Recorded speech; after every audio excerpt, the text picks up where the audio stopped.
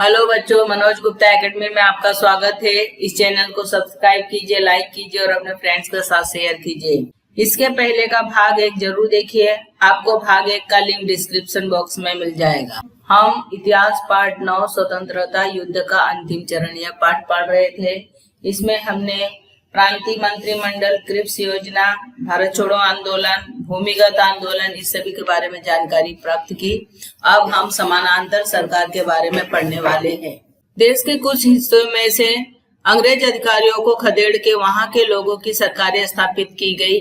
इसी को समानांतर सरकार कहते हैं। यानी देश का कुछ हिस्सा ऐसा था जहां पे अंग्रेजों का राज था, वहां पे उनको हटा के, खदेड़ के वहां पे वहां के लोगों को वहां का सरकार बनाया गया, उनके हाथ में वहां का बागडोर सौंपा गया।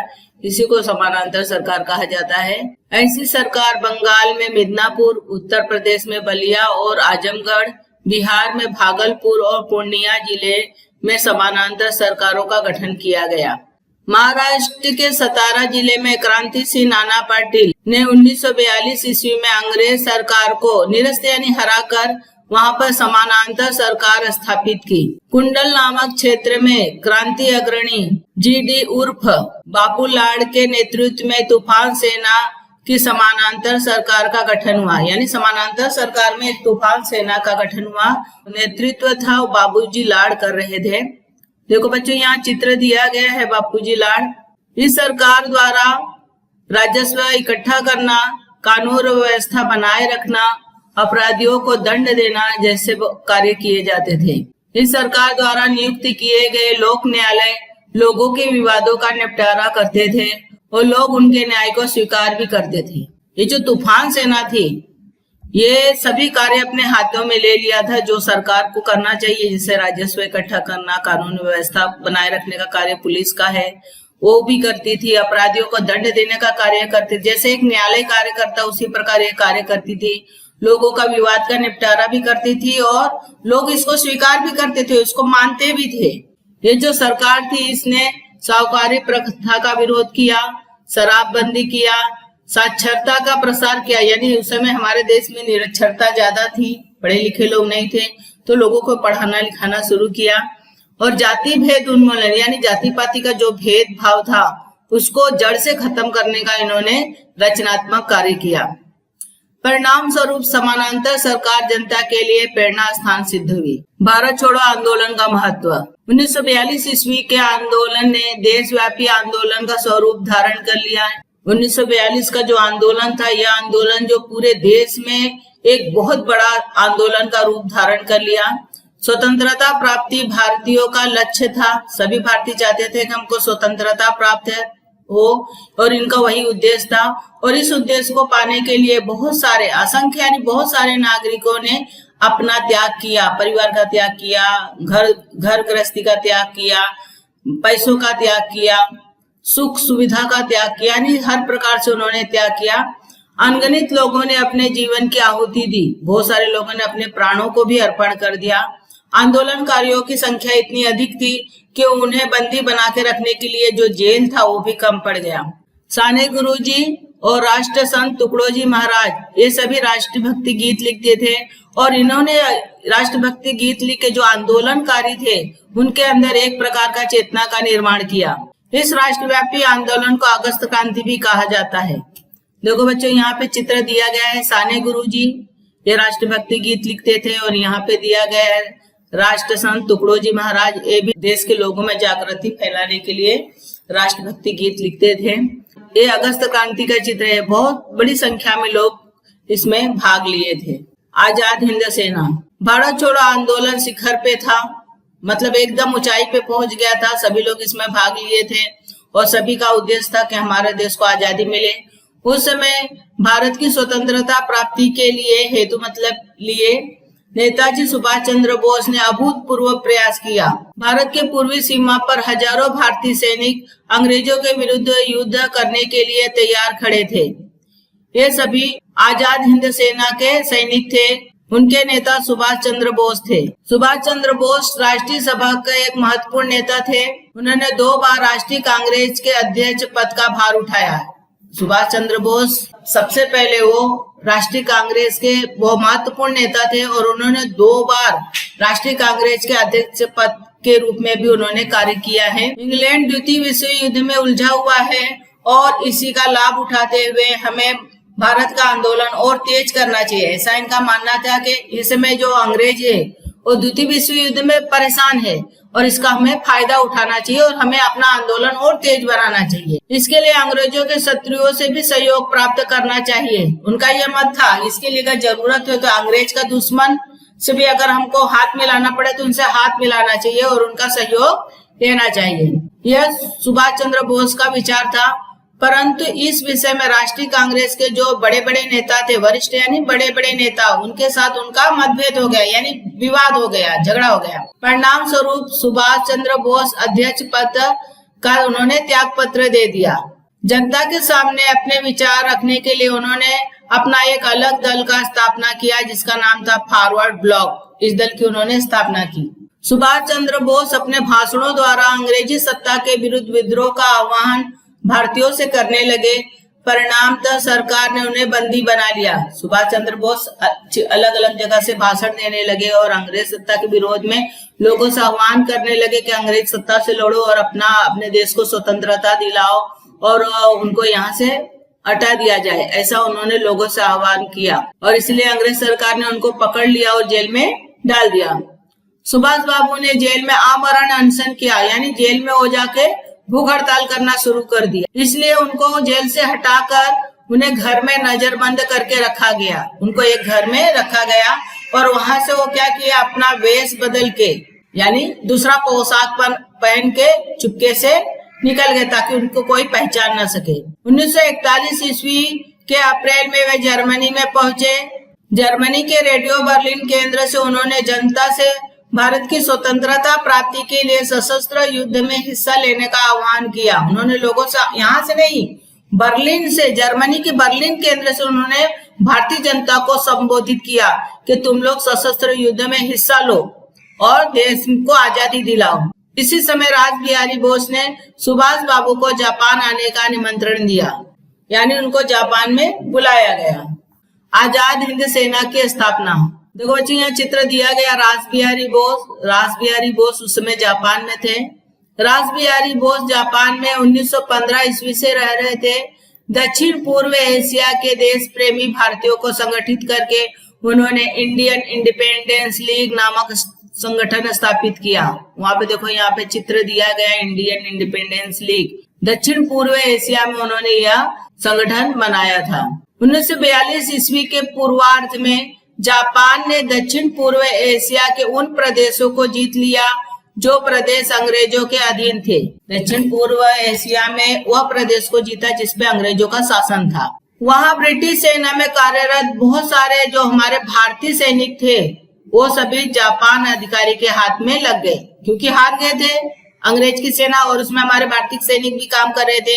तो हारने के बाद जितनी भी सेना था वो जो जापान के अधिकारी थे उनके हाथों में वो लग गए।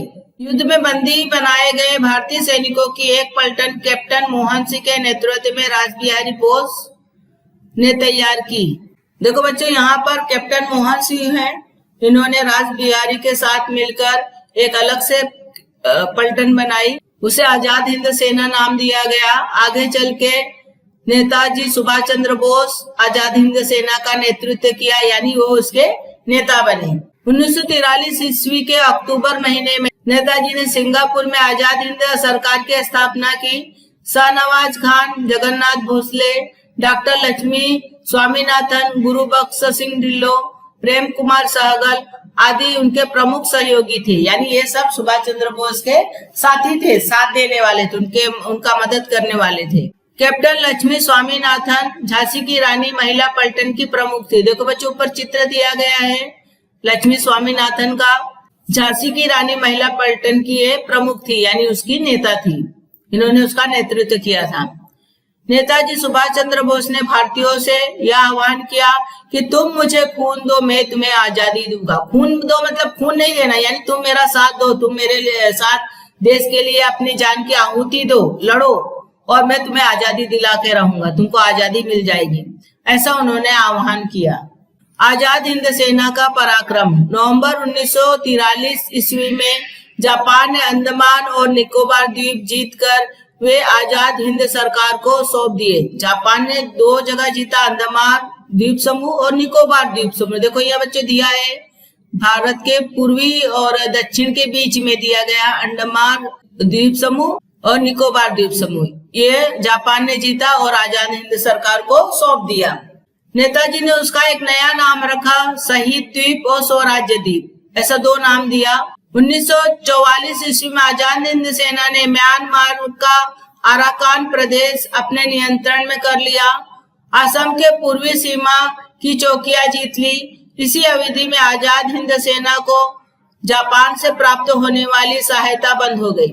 यानी कहने का मतलब यह है कि आजाद हिंद सेना अंग्रेजों से लड़ने के लिए चल पड़ी और चलते हुए उन्होंने म्यांमार को जीता, अराकान प्रदेश को भी अपना वहां पर नियंत्रण कर लिया, अंग्रेजों को हटा कर वहां पर अपना शासन जमा लिया और आसाम की पूर्वी सीमा की जो चौकी थी उसको भी उसने जीत लिया और आगे वो बढ़ ही रही थी। इतने में क्या हुआ, जापान से जो उसको मदद मिल रही थी, सहायता मिल रही थी, जैसे भोजन हो गया, पैसा हो गया, सैनिक जो मदद मिल रही थी वो मिलना बंद हो गया।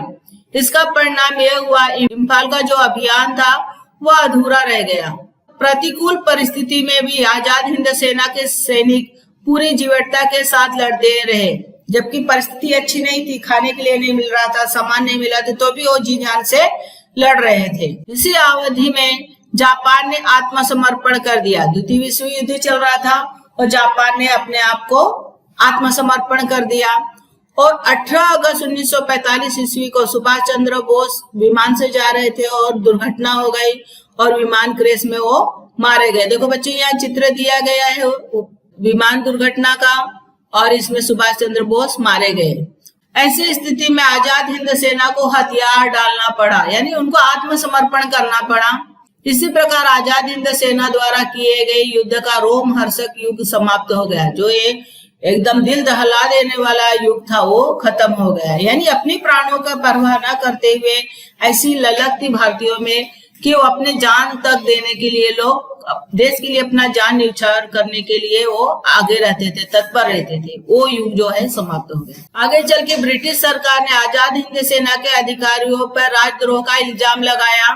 पंडित जवाहरलाल नेहरू, भूलाभाई देसाई, तेज बहादुर सप्रू जैसे निष्णात और बुद्धिमान विधि विद्वानों ने उसके बचाव का कार्य किया। देखो बच्चों यहाँ चित्र दिया गया है, जवाहरलाल नेहरू, भूलाभाई देसाई और तेज बहादुर सप्रू, ये बहुत ही पढ़े लिखे विद्वान वकील थे। तो इन्होंने उनका बचाव का कार्य किया, परंतु सैनिकी न्यायालय ने उन अधिकारियों को दोषी ठहराकर उनको आजीवन कारावास का दंड सुनाया, यानी पूरे जीवन उनको जेल में रहना, ऐसा उन्होंने सजा सुनाई। फलतः भारतीय जनता में अंग्रेज सरकार के विरुद्ध जो असंतोष था और अधिक तेज हो गया। अंत में सैनिकी न्यायालय द्वारा दी गई सजाएं सरकार को निरस्त करनी पड़ी, यानी उनको सजा रद्द करना पड़ा। भारतीय नौसेना और वायुसेना का विद्रोह। एक ओर पूरे देश की जनता लड़ रही थी, दूसरी ओर आजाद हिंद सेना ने डट के उनका सामना किया और तीसरी ओर नौसेना और वायुसेना का भी विद्रोह हुआ। देखो बच्चों ऊपर चित्र दिया है भारतीय नौसेना का। नौसेना मतलब जल सेना। आजाद हिंद सेना से प्रेरणा पाकर नौसैनिकों और वायुसैनिकों का भी असंतोष निर्माण हुआ। उसका विस्फोट 18 फरवरी 1946 ईस्वी को मुंबई में ब्रिटिश युद्धपोत तलवार पे हुआ। देखो युद्धपोत ऊपर दिया गया है, तलवार इस पर हुआ। सैनिकों ने युद्धपोत पर तिरंगा झंडा फहराया, अंग्रेजी सत्ता के विरुद्ध नारे लगाए। ब्रिटिश सरकार ने सेना भेज के नौसैनिकों पर गोलियां चलवाई। इसका जवाब भी विद्रोहियों ने गोलियों से ही दिया। जब अंग्रेज सरकार ने नौसैनिकों पर गोलियां चलाई तो नौसैनिकों ने भी उनके सैनिकों पर गोली चलाई। मुंबई के श्रमिकों और आम लोगों ने नौसैनिकों का समर्थन दिया। मुंबई के जो मिल मजदूर थे और आम लोग भी सैनिकों के साथ, नौसैनिकों के साथ हो गए और अंत में सरदार वल्लभ भाई पटेल ने उनकी मध्यस्थता की। वो चाहते थे कि आगे यह लड़ाई थम जाए, इसके लिए उन्होंने उसकी मध्यस्थता की और समझाने का प्रयास किया दोनों पक्षों को, और नौसैनिकों ने अपना जो हथियार था उन्होंने नीचे रखा। मुंबई में हुए नौसैनिकों के विद्रोह को समर्थन देने के लिए दिल्ली, लाहौर, कराची, अंबाला, मेरठ आदि स्थानों पर वायुसेना के अधिकारियों ने भी हड़ताल की घोषणा की। जब नौसैनिकों के साथ ऐसा हुआ और नौसैनिकों को देख उनके मन में उत्साह उत्पन्न हुआ तो वायुसेना के अधिकारियों ने भी हड़ताल की घोषणा कर दी। यह विद्रोह ब्रिटिश सत्ता के विरुद्ध असंतोष की भावना का पराकाष्ठा तक पहुंचने का सूचक था। ऐसा लगता था कि सभी लोग ब्रिटिश सत्ता के विरुद्ध हो गए, उनसे परेशान हो गए, ऐसा लगता था सभी को। इस प्रकार 1942 ईस्वी से लेकर 1946 ईस्वी की अवधि में भारत में ब्रिटिश सत्ता की जो नींव थी वो चरमरा गई। जो उनका नींव था, नींव क्या होता है, जो उसका बेस था, वायुसेना, जल सेना, पुलिस सेना, ये नींव होता है देश का। और वही जब वो ऐसा खराब हो गया है तो उनका सत्ता में टिका रहना कठिन हो गया था। भारत छोड़ो आंदोलन द्वारा भारतीय जनता का ब्रिटिशों के प्रति प्रखर विरोध अभिव्यक्त हुआ। सेना, नौसेना, वायुसेना अंग्रेज सत्ता के आधार स्तंभ थे, यानी उनकी नींव थी ये सब, और वे ब्रिटिश शासक के विरोधी बन गए थे। इन सभी घटनाओं के फलस्वरूप भारत पर अपनी सत्ता दीर्घकाल मतलब ज्यादा समय तक बनाए रखना कठिन है, यानी ज्यादा समय तक बनाया नहीं रखा जा सकता, ऐसा बोध जो है अंग्रेजों को होने लगा कि अब हमारी सत्ता ज्यादा दिन नहीं टिकी रह सकेगी।